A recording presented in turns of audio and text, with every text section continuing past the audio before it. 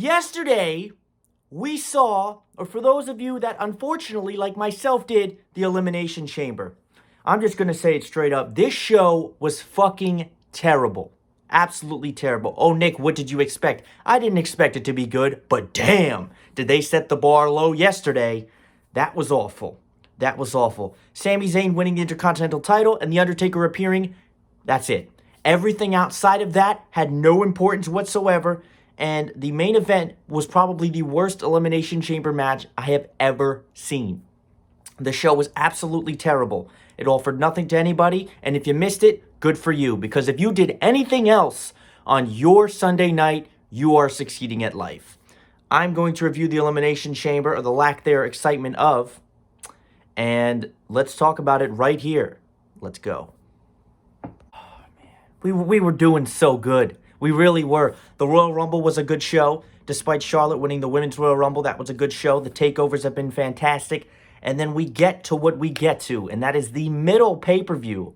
The pay-per-view, I cannot tell you the last time there was a pay-per-view that was between the Royal Rumble and WrestleMania that was average or above average. This show sucked. This show sucked. Oh, but Nick, what about the beginning matches that were actually decent? We're going to talk about them. Everything else in between, not important. Undertaker coming out to chokeslam AJ Styles and help Alistair Black win. Great match. Loved it. Everything else, not important.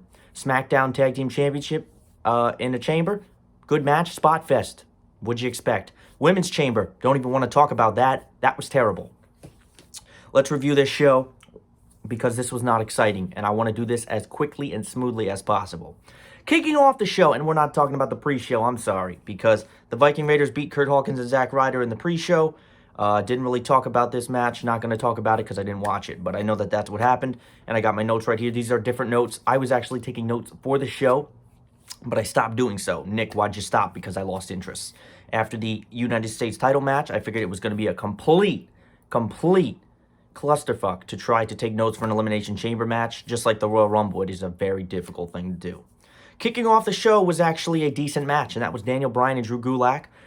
This was a nice little match, and it felt like everything was kind of smooth in this match. It was executed very nice. Daniel Bryan was in control mostly in this match against Drew Gulick. The very end saw a bit of a tide turning, and we saw a nice move from Drew Gulick. Bryan did take this very kind of nerve-wracking German suplex from the top rope, and he did land on his neck. And now anybody that knows Daniel Bryan and knows his situation can certainly tell you that Daniel Bryan and any type of neck injury is not good, because we knew that he was sidelined for years and potentially retired because of that neck injury. Anyway, he took that, landed on his neck. He was able to come back, though. He then put the yes lock into Drew Gulick for the submission, a bunch of elbows and hammer fists, and he would get the win. Daniel Bryan would beat Drew Gulick. This kicked off the show, and this was a decent match. It was not getting a 5-star match, but, you know, if you were bored or you had some free time, you can go back and watch this match. It really wasn't anything like, oh my God, but it was a nice little decent match. So this is kicking off the Elimination Chamber, and we're starting to see, hopefully Daniel Bryan will start to get involved into something of importance, because he put on a nice match with Drew Gulick, and I'm going to give credit to both superstars there, because Daniel Bryan did get the win. The next match was another match that was pretty decent. So, Nick, how was this show so terrible?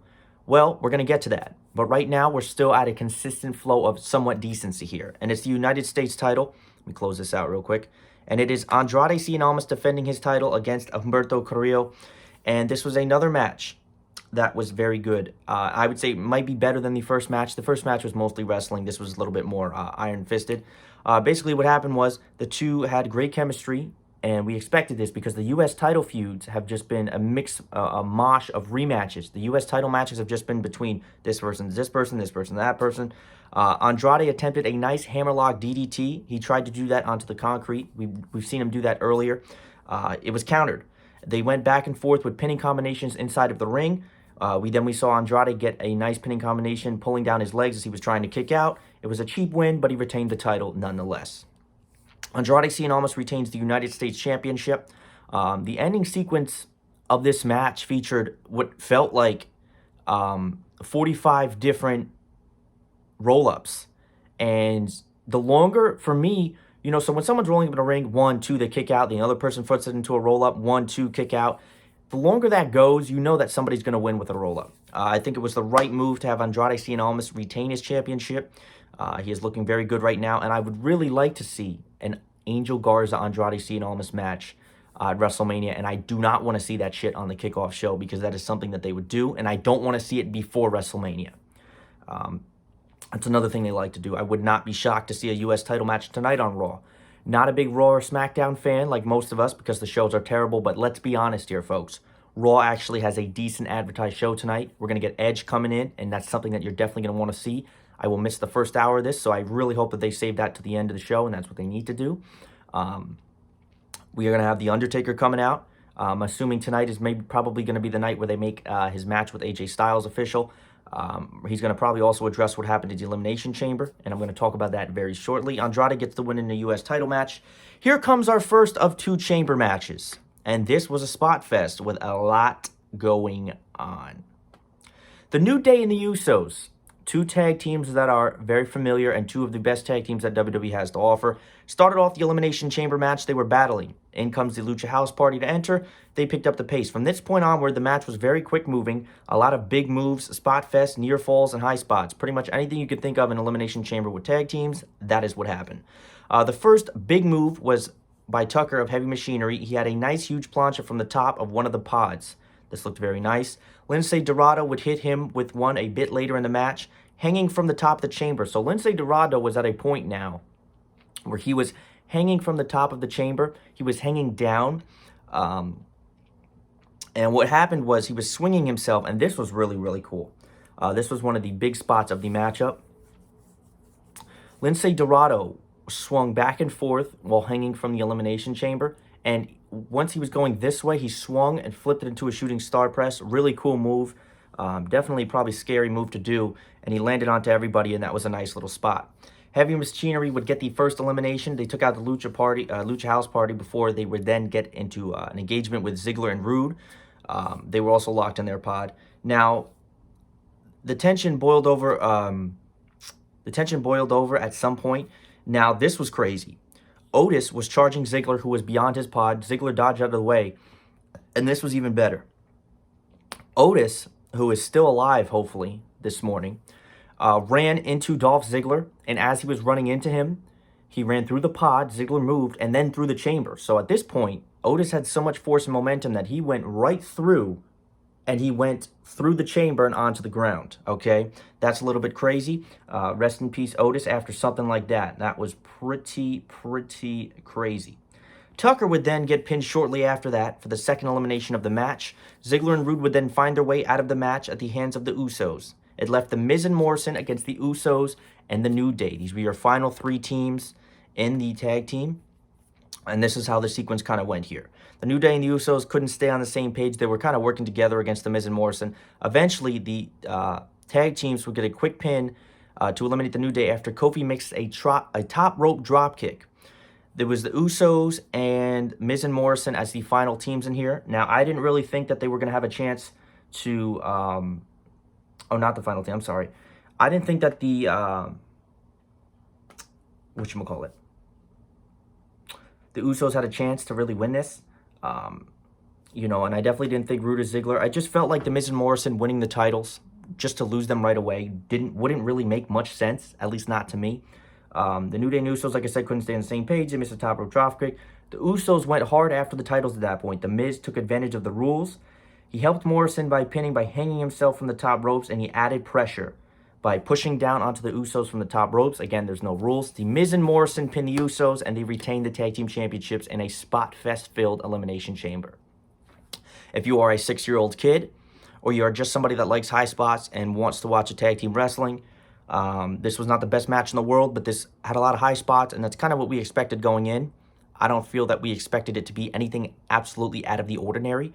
The Miz and Morrison retained their titles. This was a nice little Elimination Chamber match, and it will certainly make you appreciate this one when you see how bad the other one was. The next match, to me, was probably the best match of the night. And afterwards, everything went to deadness. The end of the show was kind of where it went to crap. The next match, Alistair Black and AJ Styles in a no DQ match. Now, the first problem was that this was no DQ. So we knew that Alistair Black was not going to pin AJ Styles clean, and AJ Styles was not going to pin Alistair Black clean. But I would love to see these two go again at any point because they had really good chemistry, and I really enjoyed this match. This was a very hard-hitting back-and-forth match between Styles. Broke down into chaos. At some point, we knew the OC. They finally jumped into the ring. It was a 3-on-1 to Alistair Black. And a lot had happened before this, but they don't necessarily have notes on this. But all of a sudden, and I actually wasn't really expecting this. I feel like a lot of people were, but I wasn't. The bell tolls. And ironically, we're in Philadelphia, so they know about bell tolling. And here comes The Undertaker. Undertaker's in the ring. He chokeslams Gallows and Anderson. Styles was positioned on the outside of the apron. Undertaker was facing the other way. So he figured, okay, well, when he turns around, I'm going to hit him with the forearm. He tried that. When he went to do it, Undertaker caught him.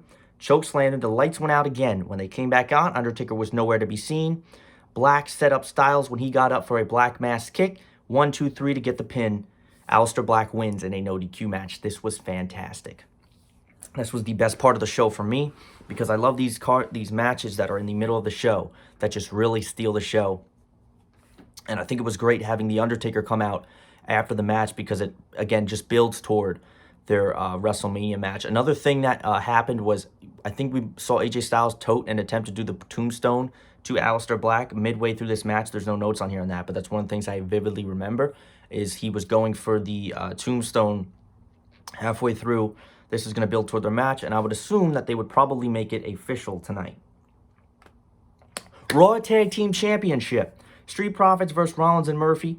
I was actually thinking that the Street Profits were going to win the Tag Team Championship, and they were going to keep it, and they were going to keep it, or not keep it. They were going to lose it because I thought that they did it just for a pop at Brooklyn in Barclays Center. But I was wrong. This was just a typical tag team match.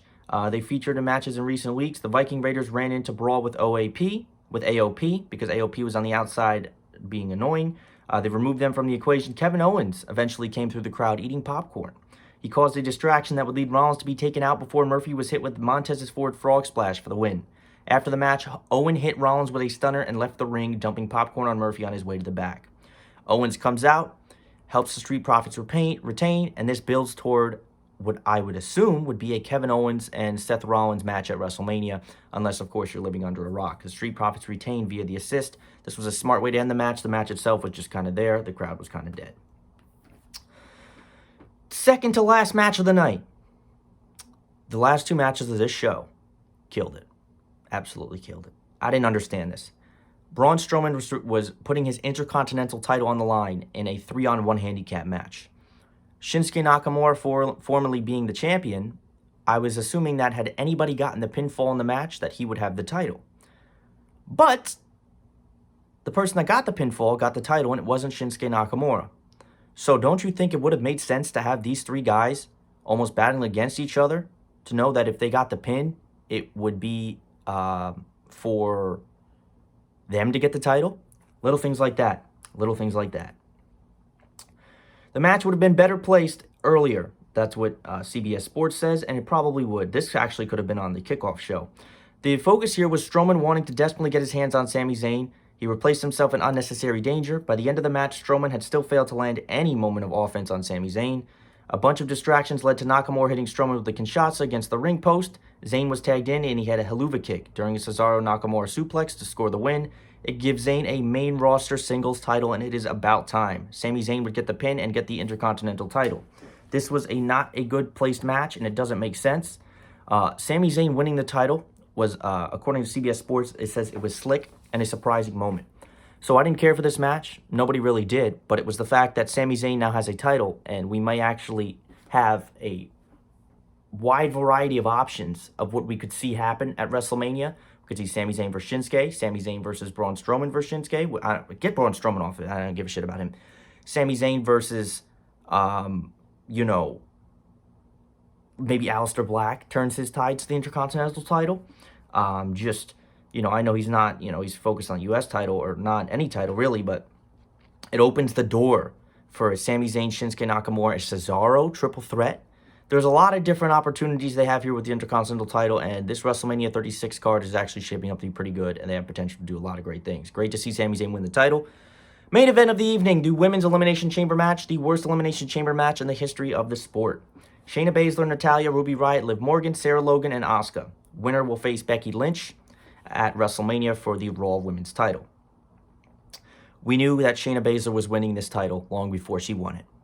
The problem is that the way she won it. You want her to be dominant and win a gauntlet match, you have that. Don't have the Elimination Chamber be shown as just a eye candy in the main event because it had no impact on anything. Oh my God, this was really awful. This was really bad. I'm going to go over this, but this was awful. This was really awful. Natalya and Riott started the match in the standard Elimination Chamber, 5-minute intervals. Sarah Logan then joined the party. Not much happened beyond moments of interaction between Logan, Riott, and Morgan. Once Baszler entered the fourth participant, that is when business picked up, or people stopped caring. Baszler quickly eliminated Logan, Riott, and Natalya. So you just sacrificed 3 women in the Elimination Chamber. Goodbye to them. She was anxiously waiting in the ring to see who would come in next. In comes Liv Morgan. She tried to put up a fight, head first into a pod by Baszler, and then she passed out in the Karafuda clutch. So again, there she goes. Now you have 4 women down. The show comes down now. Just like that, you ruined the Elimination Chamber for the women. The show now comes down to Shayna Baszler and Asuka, which was semi-competitive. That was the closest thing because we knew Baszler wasn't going to just bury Asuka as the final 2 in the chamber. Baszler still managed to get a signature submission after a little bit of interaction. Karafuda clutch, passes out Asuka. Shayna Baszler wins the Women's Elimination Chamber in the worst Elimination Chamber match I've ever seen with 0 excitement. She was alone twice in the match. That's to show how dominant Shayna Baszler was. Her dominance established her further, but it cost what could have been a good Elimination Chamber. So I was not a fan of that. But she will then fight Becky Lynch now at WrestleMania. This show was not good. Started off good, had its moments, but it overall was just not a good show. It was not good. I'm sorry. There was no excitement. The Philadelphia crowd was kind of dead outside of the Undertaker moment. And for Philadelphia, that's pretty rare. But ladies and gentlemen, thank you for watching Elimination Chamber Review